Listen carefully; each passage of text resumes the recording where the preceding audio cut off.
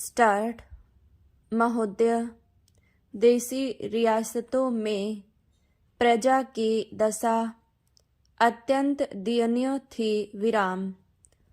कुछ जमींदारों, ऊंची जाति के लोगों, नरेशों के नाते रिश्तेदारों को छोड़कर सामान्य जनता, विशेष रूप से किसान, बड़ा ही कष्ट में जीवन बिता रहे थे। विराम।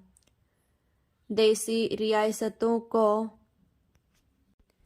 निरंकुशता और निर्धनता का निचोड़ कहा जा सकता था। विराम।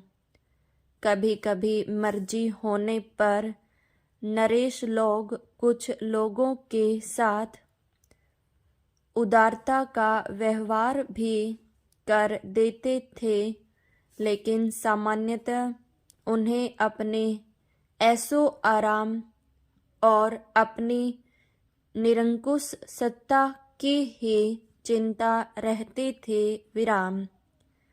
देसी रियासतों की संख्या लगभग 700 थी, जिनमें से हैदराबाद, कश्मीर, मैसूर आदि रियासतें काफ़ी बड़ी थी और कुछ रियासतें तो ब्रिटिश भारत के किसी एक गांव के बराबर छोटी थी। विराम।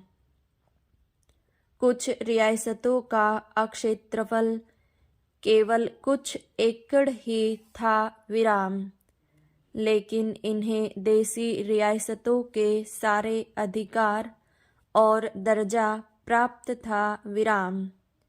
इन नरेशों के अधिकार एक समान नहीं थे। विराम। कुछ नरेशों को काफ़ी हद तक वास्तविक सत्ता प्राप्त थी, कम से कम देखने में, और कुछ को लगान वसूलने और अपनी प्रजा को आतंकित करने के सिवा और कोई अधिकार नहीं थे। विराम। इस हालत के लिए देसी नरेशों को ही अकेले दोषी नहीं ठहराया जा सकता। विराम।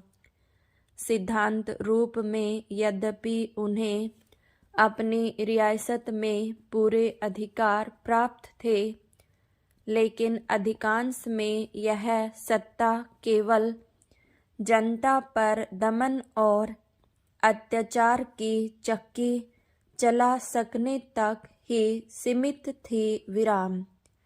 यदि वे प्रजा की दिशा सुधारने या उसे किसी प्रकार का प्रतिनिधक प्रशासन देने की कोशिश करते भी थे, तो दिल्ली की राजधानी में बैठा सम्राट का प्रतिनिधि वायसराय या उन रियासतों में बैठा उसका एजेंट उन्हें वैसा करने से रोक देता था। विराम।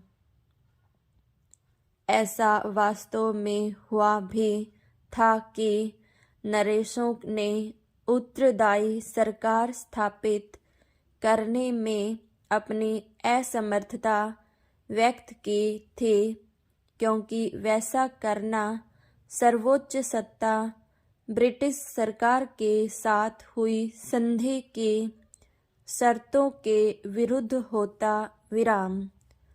वस्तुतः वायसराय केवल संधि की शर्तों की सीमा में ही रहकर अपने अधिकारों का प्रयोग नहीं करता था। विराम। जब बरार को लेकर कुछ विवाद उत्पन्न हुआ था, तब लॉर्ड रीडिंग ने यह बात निजाम को अच्छी तरह समझा भी दी थी। विराम।